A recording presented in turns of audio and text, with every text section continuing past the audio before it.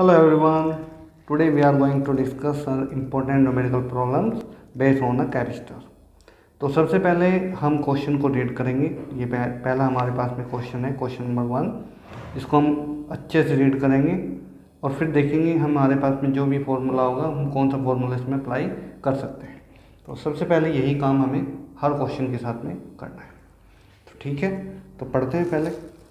तो 2 capacitor have a capacitance of 5 microfarad when connected in parallel and 1.2 microfarad when connected in series. Calculate their the capacitance. तो हमें यहाँ पे capacitance find out करना है, जबकि हमारे 2 कैपेसिटेंस इसमें लगे हुए हैं, पैरेलल में लगे हुए हैं और सीरीज में लगे हुए हैं। तो 2 यहाँ पे हमारा मिक्स कॉम्बिनेशन है, तो इसको हम देखते हैं। यहाँ पे हमने क्वेश्चन को अच्छे से रीड कर लिया।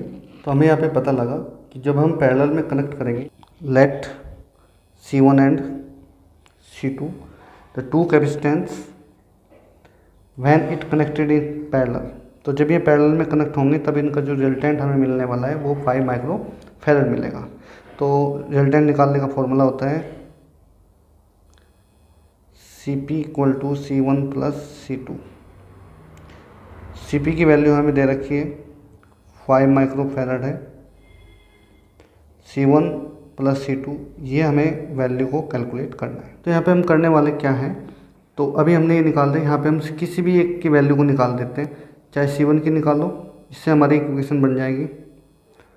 तो यहाँ पे 5 माइक्रोफैरड माइनस C2, तो ये हमने पहली इक्वेशन यहाँ पे बना दी। उसके बाद में सेकंड स्टेटमेंट हमें मिला है कैपेसिटेंस, जो कैपेसिटर हैं वो सीरीज में लगे हों तब उनका कैपेसिटेंस कितना था 1.2। तो यहाँ पे कैलकुलेट यहाँ पे हम करते हैं C1 C2 by C1 + C2। तो यहाँ पे हमने यहाँ पे निकाल दिए हैं। देखो यहाँ पे इक्वेशन में रखते हैं। तो CS की वैल्यू हमें मिली हुई है, तो CS की वैल्यू को यहाँ पे रखते हैं 1.2 माइक्रोफैरड इक्वल टू C1 की वैल्यू हमने निकाली है और C1 + C2 हमें मिला हुआ है 5। तो 5 की मल्टीप्लाई इसमें करेंगे तो 6 मिलेगा इधर से हमें, और C2 की भी अंदर मल्टीप्लाई करते हैं तो 5 C2 - C2 का स्क्वायर। तो हमने क्रॉस मल्टीप्लाई कर लिया। तो ये हमें देखने से पता लग रहा है इक्वेशन हमें कैसी है, मिली हुई है। बाद में मिली इक्वेशन है, इसको हम सोल्व करेंगे। यहाँ से हमें एक वैल्यू मिलेगी, तो हम इसको यहाँ पे सोल्व करते हैं। सोल्व करने से जो हमें वैल्यू मिलेगी वो कौन सी मिलने वाली है, इसकी हम फैक्टर कर लेंगे और सोल्व कर देंगे। ठीक है, 3C2 - 2C2 - 6 = 0। तो यहाँ पे C2 कॉमन आया, C2 - 3 - 2, यहाँ पे 6 प्लस का था, तो यहाँ पे अंदर बचेगा हमें C2 - C3 और C2 - 3 और C2 - 2 = 0 0। तो यहाँ C2 की वैल्यू जो मिलेगी हमें 2, 3। तो मतलब हमें C2 की वैल्यू मिली है 2 और 3। तो अब हम क्या करेंगे, इसको इक्वेशन नंबर जो पहली है ना उसमें रखते हैं। ये इक्वेशन हमने 1 मान ली। ठीक है,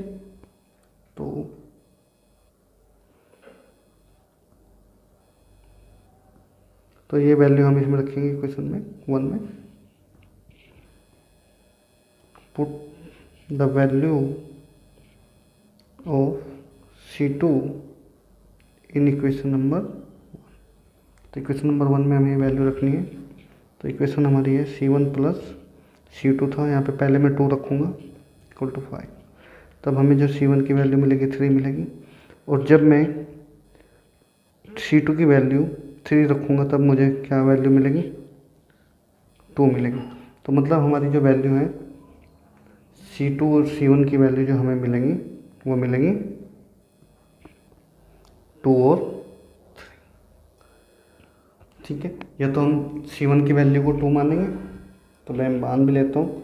अगर मैं C1 की वैल्यू को 2 मानता हूँ तो C2 की हमारी वैल्यू हो जाएगी कितनी 3। अगर मैं C1 की वैल्यू को 3 मानता हूँ तो हमारी C2 की वैल्यू क्या हो जाएगी 2। ठीक है, तो आई होप ये फर्स्ट क्वेश्चन आपको समझ आया होगा। ठीक है, तो हम चलते हैं फटाफट नेक्स्ट क्वेश्चन पे। चले आए अभी यहाँ पे सेकंड क्वेश्चन हमें मिला हुआ है। तो सेकंड क्वेश्चन में हमें क्या मिला है इसको देखते हैं। 5 कैपेसिटेंस हमें मिले हुए हैं जिनका कैपेसिटेंस है 10 माइक्रो फैरड का। Each connected with each other, सब एक दूसरे से कनेक्टेड है, जो कि हमें फिगर में दिखाया गया है। तो हमें यहाँ पे फाइंड आउट करना है total capacitance between A and C. मतलब यहाँ पे हमें और यहाँ पे इन दोनों के बीच में, ए और सी के बीच में हमें टोटल कैपेसिटेंस फाइंड आउट करना है। ऐसे सम को सॉल्व करने के लिए सबसे पहले हमें डायग्राम को सिंपल वे में इसको बनाना होगा, क्योंकि हमें यहाँ से कंफर्म नहीं हो पा रहा है कि कौन इसमें पैरेलल है कौन इसमें सीरीज है। तो क्योंकि फॉर्मूला तभी हम लगा पाएंगे जब हमें ये कंफर्म हो जाएगा कि कौन सा कॉम्बिनेशन किस टाइप का है, पैरेलल है या फिर वो सीरीज है। तो चलिए पहले इसको सिंपल करते हैं। ये सब हर क्वेश्चन में हमें यही करना है जिनमें हमें इस टाइप के डायग्राम हमें मिलेंगे। ठीक है, चलिए ये मेरा ए पॉइंट, ए से मैं गया दो जगह,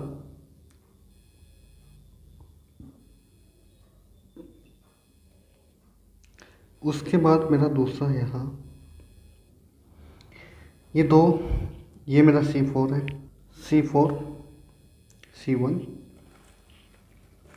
जो मेरा C4 है वो किससे जुड़ा हुआ है, D से जुड़ा हुआ है, मीन्स ये D पॉइंट हो गया। और D से दो लाइनें गई हुई हैं, एक यहाँ एक यहाँ। अब उसके बाद में हमने देखा D कि जो ये मेरा इधर मैंने बनाया जो C3 बनाया और इधर मेरा C5 है। अब उसके बाद में जो C3 है वो मेरा B पॉइंट से जुड़ा हुआ है, तो मतलब मेरा B पॉइंट है मेरा यहाँ पे जो C1 के साथ है, तो ये C1 के साथ मेरा B पॉइंट कनेक्ट हो गया। अब उसके बाद में ये मेरा जो फाइनल पॉइंट है B C2 के साथ जुड़ा हुआ है, तो मैंने इसको C2 के साथ कनेक्ट कर दिया, C2। इस टाइप का मैंने इसमें यहाँ पे डायग्राम बनाया। अब ये हमें देखने से लग रहा है यहाँ पे दो मतलब प्रिंसिपल लग जाते हैं। तो दो प्रिंसिपल कौन कौन से हैं वो हम यहाँ पे देखेंगे। तो ये हमने सिंपल डायग्राम हमने कर लिया। D और B जो दिख रहे हैं इनमें जो C3 हमें दिख रहा है। अब पहले तो ये कंफर्म करना है कि यहाँ पे जो पोटेंशियल है वो सेम है या नहीं। यहाँ पे पोटेंशियल सेम होगा क्योंकि जितने भी हमारे पास यहाँ पे जो लगे हुए हैं ना कैपेसिटेंस, वो क्या है, सेम वैल्यू है, सबकी वैल्यू क्या है, सेम है। बस एक यहाँ पे जो C3 है वही डिफरेंट है, तो कोई ज़्यादा दिक्कत नहीं है। तो वो डिफरेंट है तो कोई टेंशन नहीं है, बाकी सब क्या है हमारे पास में सेम है। तो यहाँ से अगर हमारे B और D, यहाँ पे लिख देता हूँ, B D have same potential, अगर ये सेम पोटेंशियल पे होते हैं तो इनके बीच में कोई भी पोटेंशियल डिफरेंस नहीं होगा। अगर पोटेंशियल डिफरेंस नहीं होगा तो वहाँ पे कोई भी करंट कंडक्ट नहीं होगी। तो इस वजह से यहाँ पे जो C3 है उसमें कोई भी करंट फ्लो नहीं होगी। अगर इसमें कोई भी करंट फ्लो नहीं होगी तो C3 कोई वर्क नहीं करने का, तो इस वजह से ये इस जो डायग्राम है इससे बाहर हो जाएगा। मैं इसको मान सकता हूँ कि यहाँ पे वो नहीं है, तो मतलब ये चीज़ हमारे यहाँ से हट जाएगी। तो नेक्स्ट डायग्राम फिर से बनाएंगे और उसको यहाँ से रिमूव कर देंगे। और यहाँ पे एक कॉन्सेप्ट और भी लगता है जिसको बोलते हैं व्हीटस्टोन ब्रिज। तो यहाँ पे जो ब्रिज है हमारा, ये ब्रिज किया तो यहाँ पे हम मान सकते हैं कि ब्रिज की कंडीशन यहाँ पे फुलफिल हो रही है। तो व्हीटस्टोन ब्रिज में भी B और D में कोई करंट नहीं बहती। तो अप्लाई द व्हीटस्टोन प्रिंसिपल, तो that's why the C3 is cut. तो यहाँ पे हम C3 को यहाँ से रिमूव कर सकते हैं। ओके, तो बस अब सिंपली सोल्व हम कर देंगे। तो सिंपली सोल्व करने में क्या है, तो हम देख रहे हैं C1 और जो C2 है हमें किस में दिख रहे हैं, सीरीज में। CS equal to 1/C1 plus C2। तो यहाँ से हम कैलकुलेट करेंगे CS की वैल्यू। तो CS की वैल्यू जैसे हमने कैलकुलेट करी वो यहाँ पे हमें मिलेगा 5 माइक्रोफैरड। ठीक है, तो यहाँ से हमें मिलता है 5 माइक्रोफैरड। तो ये हमारे अपर जो C1 और C2 हैं उनसे मिला, तो हम सेकंड C डैश भी निकालेंगे। क्या निकालेंगे? C dash. तो जैसे हमने C डैश को निकालने की कोशिश करी तो फिर से सेम फॉर्मूला C डैश, तो रिजल्ट में हमें मिला कितना? तो 20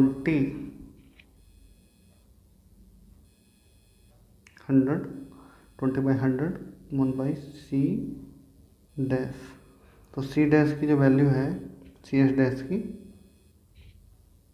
वो मिली 5 माइक्रोफैरड। तो अब हम देख रहे हैं कि हमारे जो दोनों कॉम्बिनेशन हैं, अब देखिए इसमें जो हमारे दोनों कॉम्बिनेशन है वो किसमें?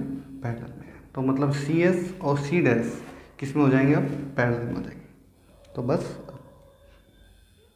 पैरेलल का फॉर्मूला हम यहाँ पे अप्लाई कर देंगे।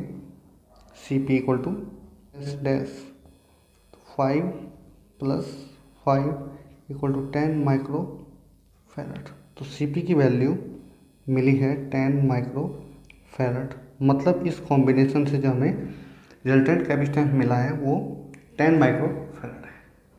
तो यहाँ पे मैं एक ट्रिक भी बताना चाहूँगा। तो वो ट्रिक बड़ी सिंपल है। अगर हमारे सारे जो कैपेसिटेंस हैं क्या हो? सेम। हमारे सारे कैपेसिटेंस क्या हो? कंडीशन क्या है कि सारे कैपेसिटेंस सेम होने चाहिए, सेम कैपेसिटेंस। अगर ऐसे हैं तब उनका रिजल्ट किसी एक को मान लो वही होगा। मतलब C1 equal to C2 equal to C3 equal to C4 अगर हैं, मान लो 10 माइक्रो फैरड है तो इसका आंसर भी 10 माइक्रो फैरड ही होगा। अगर इसकी वैल्यू कितनी हो जाए? 5 माइक्रो फैरड हो जाए, तब इसका जो रिजल्ट होगा वो 5 माइक्रो फैरड ही होगा। मीन्स कहने की बात ये है कि अगर हमारा जो भी एक कैपेसिटेंस की वैल्यू होगी वही हमारा रिजल्ट होगा। ठीक है, चलिए फिर नेक्स्ट क्वेश्चन पे चलते हैं। क्वेश्चन नंबर 3 में हम सबसे पहले देखेंगे क्वेश्चन में हमें क्या मिला हुआ है। After that we decided what will do. Okay, तो हम यहाँ बाद में देखेंगे कि क्या हमें करना है। तो सबसे पहले हम क्वेश्चन को अच्छे से रीड करते हैं। Find the capacitance of the capacitor. Find the capacitance of the capacitor filled with two dielectric of the same dimension but of the dielectric constant K1 and K2। यहाँ पे क्या होगा कि दो कैपेसिटेंस हमारे पास में क्या है? कैपेसिटेंस है और उसमें हमें क्या करना है? फिल करने हैं दो अलग अलग डाइलेक्ट्रिक, सेम डायमेंशन में भरने हैं। ठीक है, तो दूसरा क्वेश्चन हमसे पूछा है उनका रेशो बताना है। जो हमारे कैपेसिटेंस बनेंगे न्यू, उस कैपेसिटेंस के उनका हमें रेशो बताना है। ठीक है, उसके बाद क्या? उसके बाद हमसे पूछा गया है क्वेश्चन नंबर 2 में, a capacitor is filled with two dielectric of the same dimension but dielectric constant K1 equal to 2 and K2 equal to 3 and find the ratio of the capacities in the two possible arrangement. हमें इनके दो possible arrangement लाने हैं जिनमें हमें capacitance का ratio find out करना है। तो चलिए, ये हमें दो तरीके के हमारे पास में डायग्राम हैं, तो figure number 1 and figure number 2। तो दो अरेंजमेंट इस तरीके के हो सकते हैं K1 K2 को लेकर, उनसे हम सोल्व करेंगे और इनका यहाँ पे रेशो फाइंड आउट करेंगे। ठीक है, चलो यहाँ पे क्या है कि इनकी जो डायमेंशन है, सबसे पहले फर्स्ट फिगर को हम सोल्व करते हैं। तो फर्स्ट फिगर में हमें क्या मिला हुआ है? ये दोनों किस में? नंबर 1 है वो हमारी जो फिगर है वो किस में है? पैरेलल में। ठीक है, तो इनका एरिया क्या होगा? एरिया यहाँ पे हाफ हो जाएगा क्योंकि यहाँ पे एरिया A/2 कैपिटल लेते हैं यहाँ पे A/2, और जो इनकी D है वो D सेम रहेगी। ठीक है, तो D हमारी सेम रहेगी, तो D इक्वल टू तो D है, D dash equal to D, और A डैश इक्वल टू हो जाएगा अपना A/2। ठीक है, तो हम यहाँ पे क्या कर रहे हैं कि इनका कैपेसिटेंस निकालें। तो कैपेसिटेंस को मैं यहाँ पे C मानता हूँ और वैल्यू को पुट करेंगे। तो इस टाइप के क्वेश्चन को हम इसी तरीके से सॉल्व करेंगे। इससे आंसर कभी भी गलत नहीं आएगा। यहाँ पे एरिया होता है, यहाँ पे फॉर्मूला में लिख देता हूँ, सी इक्वल टू होता है epsilon not a by D. ये फॉर्मूला होता है हमारा कैपेसिटेंस का। तो एप्सिलॉन नॉट ए और डी, तो यहाँ पे एप्सिलॉन नॉट तो सेम ही रहेगा, तो ए यहाँ पे चेंज हो गया a/2 एंड डी यहाँ पे सेम है प्लस। सी में भी ऐसे ही कुछ करने वाले हैं और a/2, और यहाँ पे एक चीज़ रह गई है, तो यहाँ पे k1 की मल्टीप्लाई होगी और इधर भी k1 k2 की मल्टीप्लाई होगी। तो डाइलेक्ट्रिक जो कि है फॉर्मूला क्या होता है, यहाँ पे k भी होता है। ठीक है,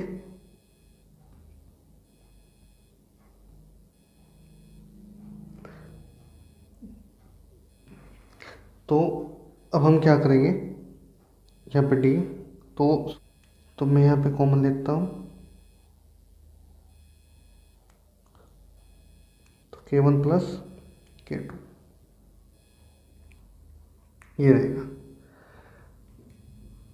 ठीक है, तो यहाँ से हम फॉर्मूला निकाल सकते हैं। तो फॉर्मूला हमारा क्या आया है, एप्सिलॉन नॉट, इसको यहाँ नहीं लिखते, k1 प्लस k2 बाई 2, और इधर हमारा है सेम मतलब c, तो c की जो भी वैल्यू हो और k1 प्लस k2 अपॉन 2 कर दो, मतलब कि उनका एवरेज ले दो।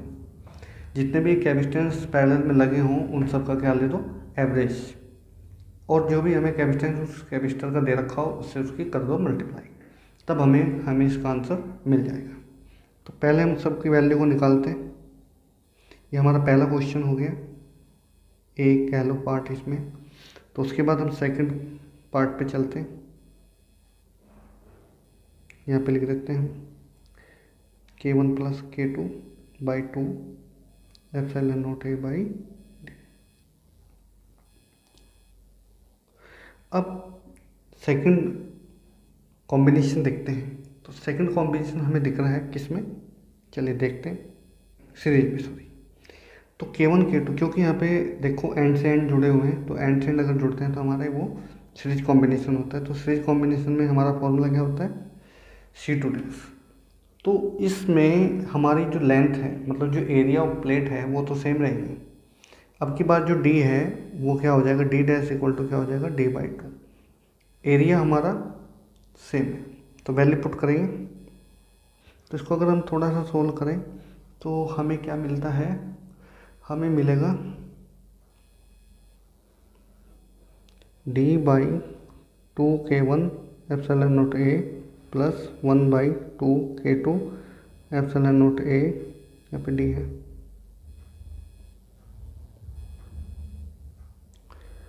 तो यहाँ पे D है, तो यहाँ से हम कॉमन ले सकते हैं, D/एप्सिलॉन नॉट ए, अंदर रह गया हमारा 2k1 प्लस 2k2।